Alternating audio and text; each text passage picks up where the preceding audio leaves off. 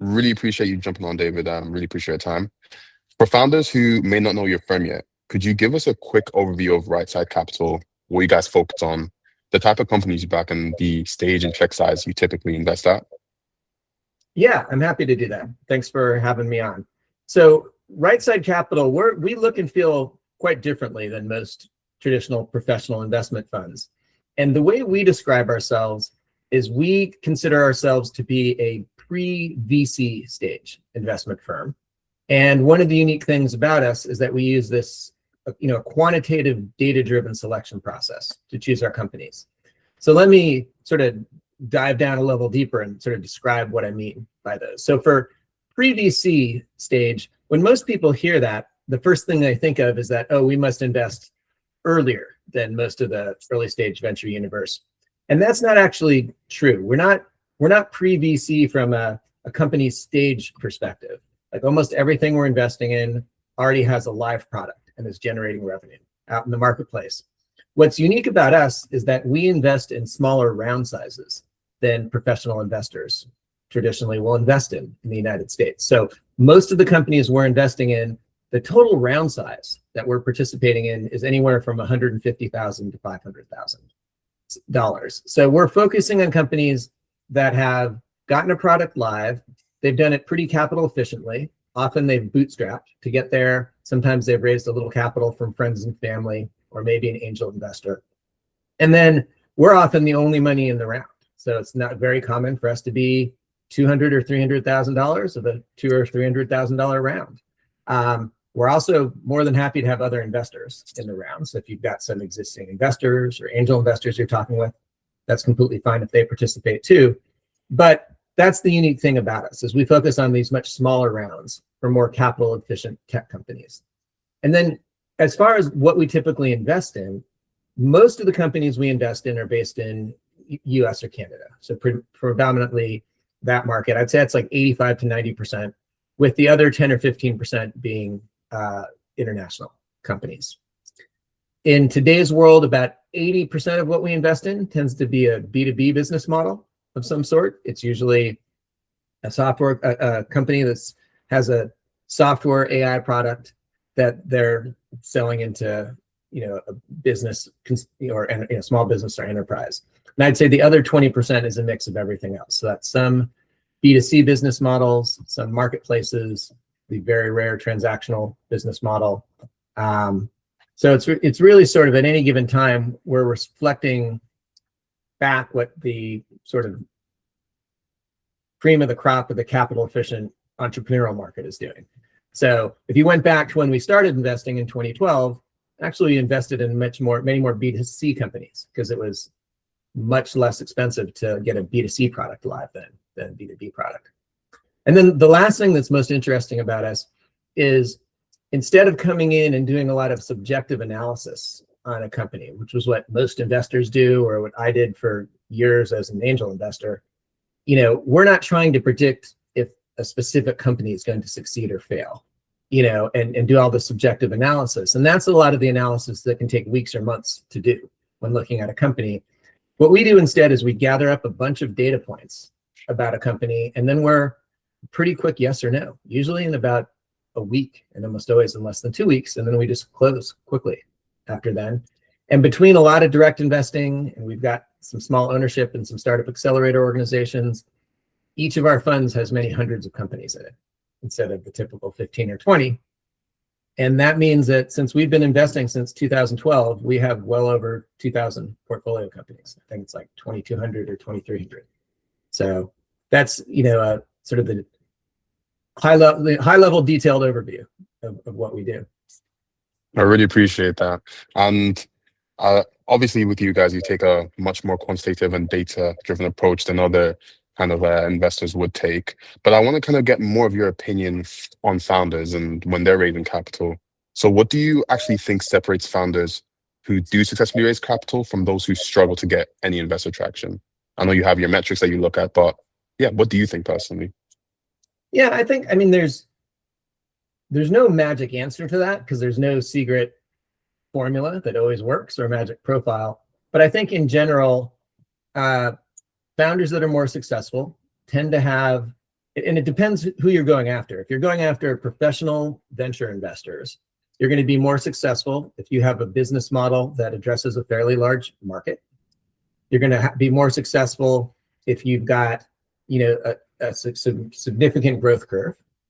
You're going to be more successful, and this is the most important, if you realize that running a process to find an investor is much like running, a B2B sales process.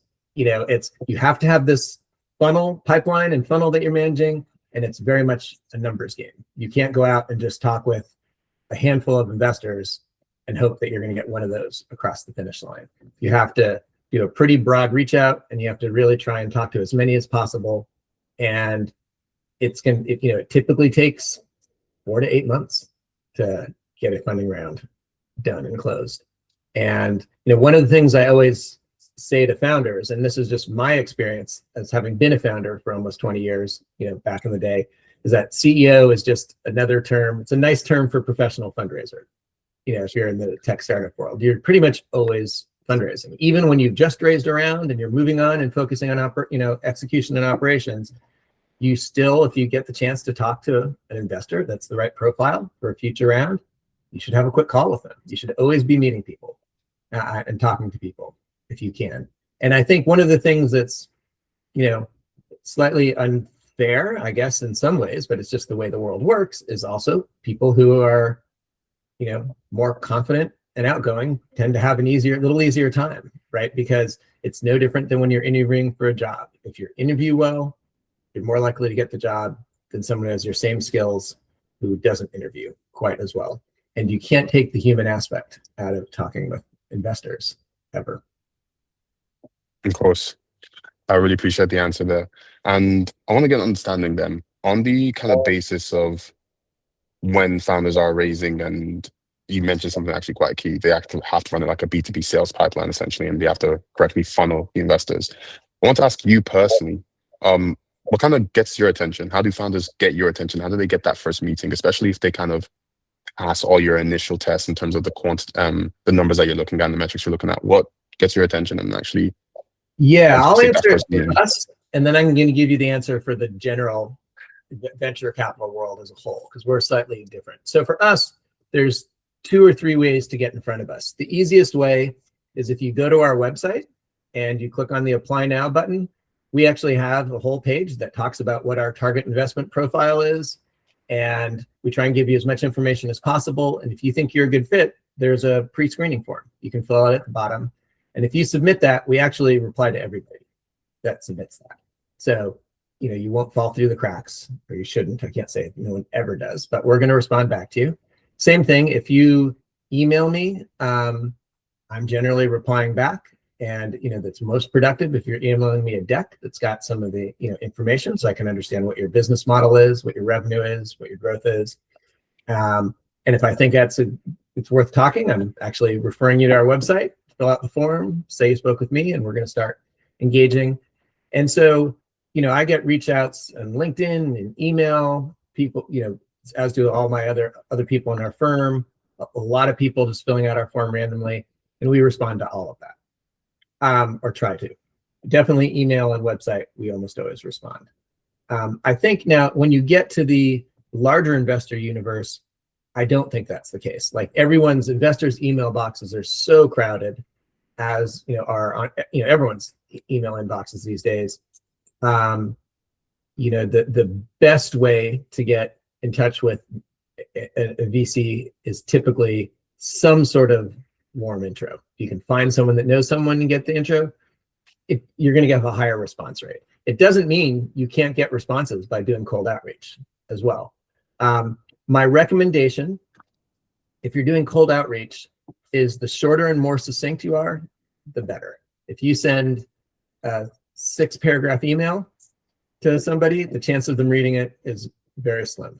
It's better to say, hi, so-and-so, we're a startup that does this, a little bit about you, maybe attach a deck, and just say, hey, I'd love to talk with you if you are interested. As soon as you open up that email as an investor and you see it's going to take you minutes to read this thing, you're just going on to the next one generally. It's hard as an entrepreneur to understand just how many inbound emails you get as an Yeah, I can imagine. I can imagine. And David, you have just under 2 decades of experience, especially from an investor standpoint. And obviously, if we're accounting for you being a founder, we're looking at 3, 4 decades there.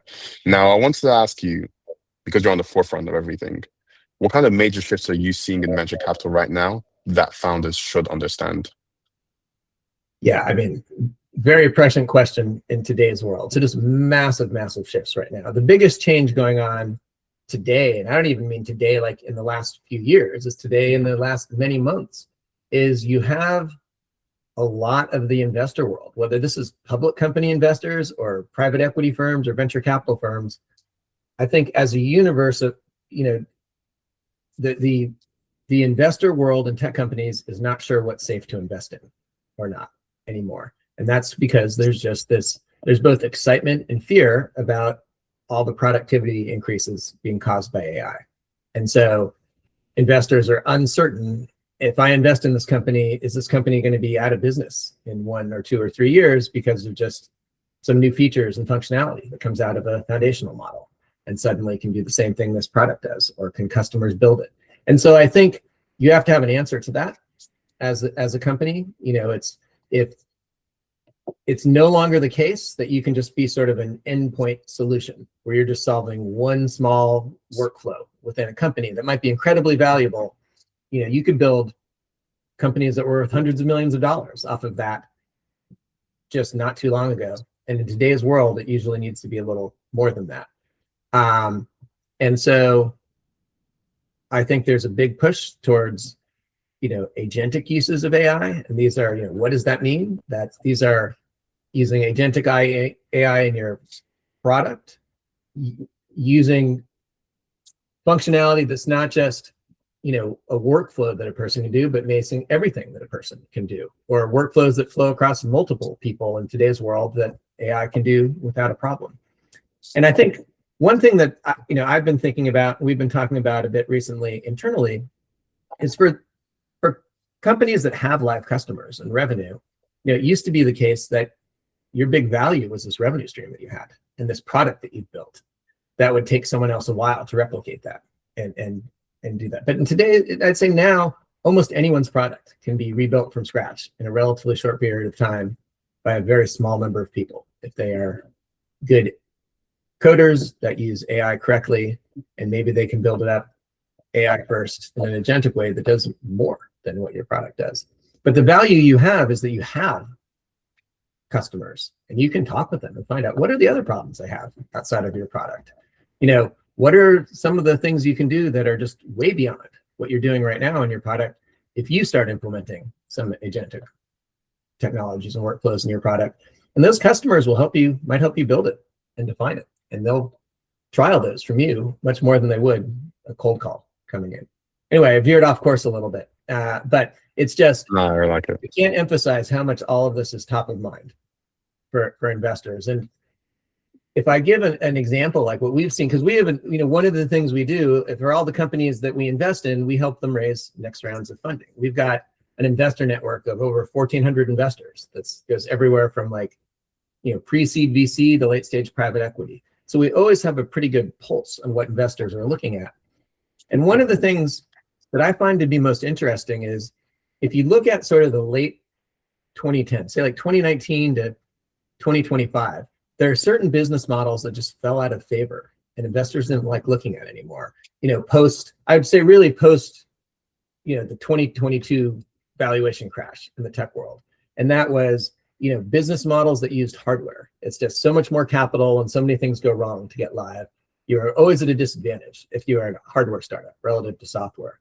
Tech-enabled services became much less popular because the multiples that you get on exit aren't as high. I'd say, deep tech fell out of favor because it's just more capital intensive. Marketplaces, just so hard to do and take more money to get live.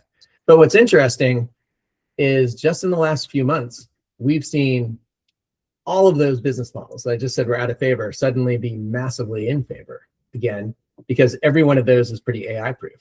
AI can't do the hardware, right?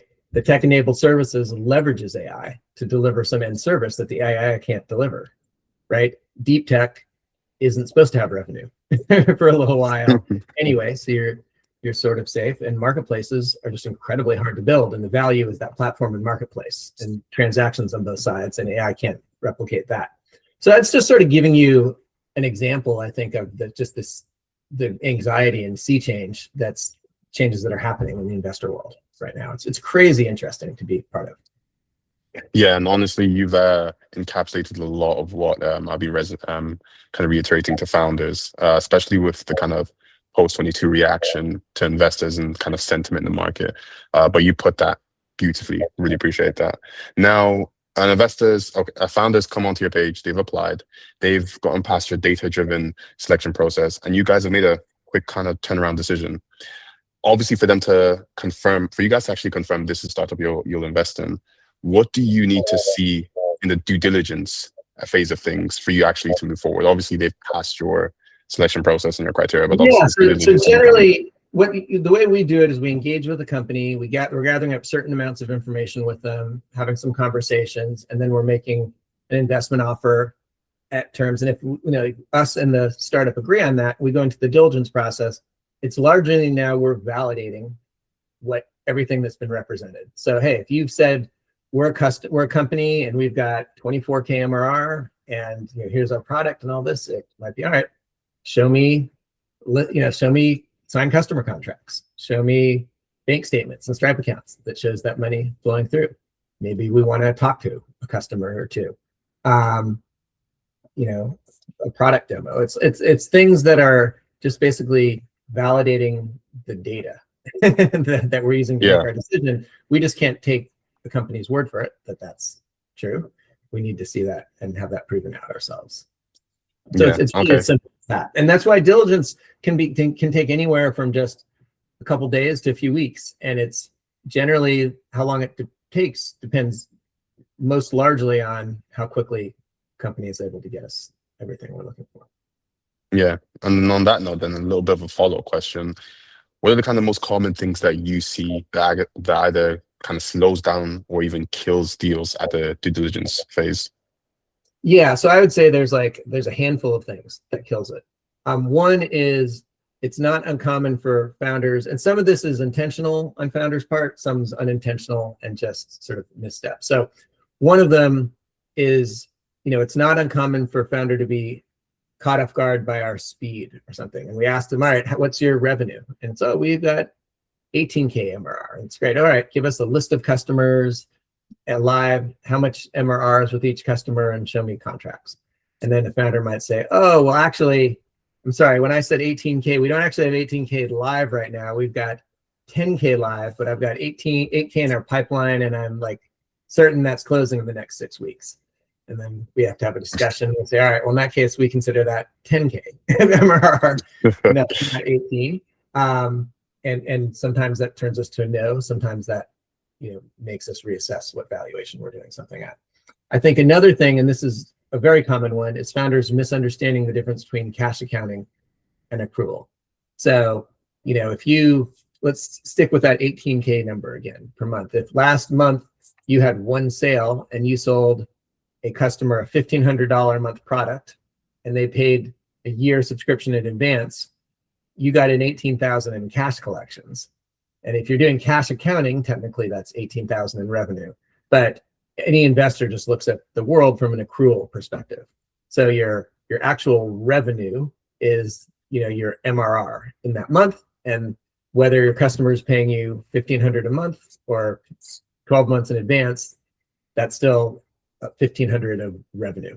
As far as that should be recognized that quarter.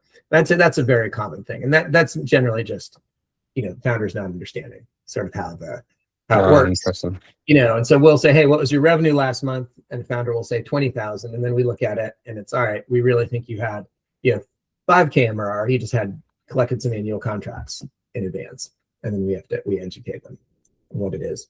I think the thing that's the worst thing is if the founder significantly overrepresents something.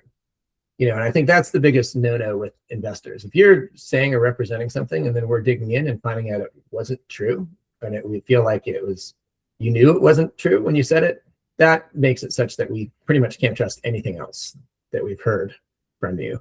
And that's the quickest way to blow up, I think, investor diligence. Sure. Okay. Those are some key kind of mistakes made during the due diligence process, especially misrepresentation, whether intentional or not, yet to be said for some founders. But on that kind of note of mistakes being made, what are the three biggest mistakes you actually think founders are making when they're raising capital that you see?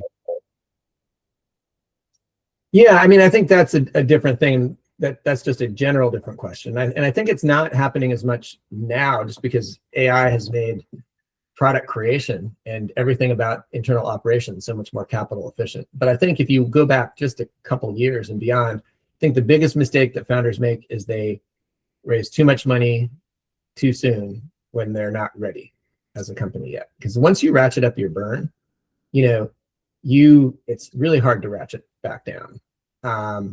And I don't think, and I think one of the biggest mistakes we've seen both in our portfolio and outside is founders misunderstanding what the concept of product market fit is. I think that's the biggest misunderstanding that I see across the whole entrepreneurial spectrum. And I think, and even amongst a lot of investors too, I think most founders think product market fit means someone's willing to pay for your product.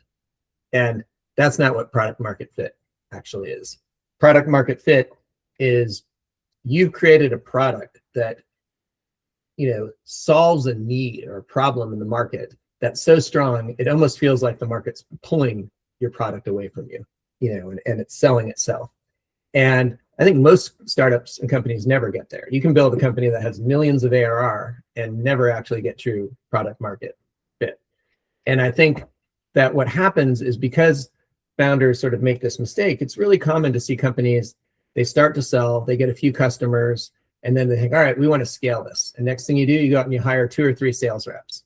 And then they're not successful at all. And they're not successful because you weren't ready to scale. You just can't plop a product in sales reps' lap. You have to know what's the right best practices for hiring sales reps? How do you train them well? What are the collateral materials you give them to help them sell? And I think we have a ton of startups that I think when they look back, they blew through a bunch of sales reps early on. And when they look back a few years later, if they're successful, they realize none of those reps they hired early on had a chance of being successful because they didn't even know how to train them and put them in a position to be successful. And we generally think the best way is, as a founder, you need to go how to learn how to sell and convert customers yourself. And then once you've done that, you need to learn how to train a single outside person to sell and try and be as good or better than you were. And maybe they're not going to be as good or better, but they'll be close. But it's so that you can prove that the unit economics work out, that I can hire someone and pay them, and they're going to close enough to pay for themselves. And then once you've done that, now it's like, all right, can we scale that out? And I think that's a much more rational way to do it. And we've seen just a lot of companies burn through too much cash too soon. And then once you've done that, you're sort of in trouble because you've raised a valuation and you have a burn rate that you're never going to be able to justify or get to for a next round of funding. Oh, David, really appreciate the answer. You really touched on some key things there: burn rate, founder-led sales. You've actually given a bit of a instruction manual for founders and how they can actually scale their sales aspect of things properly. So mistake turned into something that can actually be used practically. Really appreciate that. Yeah. And we actually have a segment called Please Stop, Please Start. Essentially here, I want you to tell me something you want startup founders to please stop doing, something you want them to please start doing. And this can be in regards to absolutely anything, whether it's their valuation, due diligence, outreach, dealing with you as an investor. Yeah, and the 2 answers also do not have to be related. So please give me your please stop. We'll start with that. Okay, for please stop. I think on the please stop aspect, there's a lot of those, but I'd say one of the biggest ones is just understanding that at these early stages, valuation doesn't define who you are as a founder or how good your company is or everything. Like there's a range of valuations that's sort of the optimal range for both a startup and investors. And it actually hurts both parties if you're raising too high above or below that. And I think that's a really challenging thing for founders to understand. Like, your goal is not at this early stage to raise at the highest valuation possible, or it shouldn't be, or the most, because you can create a situation where you're just destined to fail. Like, if it's going to be almost impossible to get enough traction that you're going to raise at a price higher than that. And I think that's a trap. It's hard not to fall into, particularly if you're getting off, during really frothy times, if you're getting offered crazy money, crazy valuations. But I'm not sure that just doesn't cause a lot more harm than good over the long term. The check that matters is your last check-in, and you're optimizing for that. That's the one that buys your company and makes your life different. As far as starting doing, what do I think I want founders to start doing more of? I think actually the startup world has gotten so much better, and I don't even have as many of these to list off doing anymore, because I think the sort of fundraising desert that's happened from like 2023 onwards in the startup world, where it got much more challenging to fundraise, has made entrepreneurs realize that the goal of raising a company is to have a successful, profitable business. And so my biggest thing is to start doing, and not everyone does this, is realize that ultimate success is a profitable, growing business, and that there is nothing more powerful than having a profitable, cash-generating SaaS startup. And people say SaaS is dead. AI startups are SaaS startups too. Anything where you're charging some amount per month to enterprise, you're a SaaS startup like that. And that's, I would love to see founders start having that as their goal more and more often, and having less as their goal just what's, defining success as round size and who you raised from, because that just actually makes you much worse off as a founder. For sure. David, you've been absolutely amazing. Really appreciate your time. Do you have any final closing thoughts? You can speak more about Right Side Capital. This is the time to plug you guys as well. Anything at all? Anything to close on? No, I mean, if people want to reach out to me, you can email me at dave@rightsidecapital.com. You can always go to our website and fill out our screening form. And again, understand that, we don't make a lot of wild exceptions to what we look at. So if you're pre-revenue, doesn't matter how much we like your idea, we're just not allowed to invest. We can't do it. If you're raising a $2 million funding round, we're not going to invest. We're just not the right fit. But if you're looking for somewhere between, 150 and 500,000, and you can leverage that and grow, and maybe we can then help you get a larger round at a much higher valuation, that we're a great fit for that. And we do provide, we didn't talk about it, but we provide a lot of post-operational support. We can help you with sales, marketing, fundraising. We have a lot of webinars, in-person events, things like that. So we're also more than just a check. So if you think you're a great fit, don't hesitate to reach out. We're always happy to talk.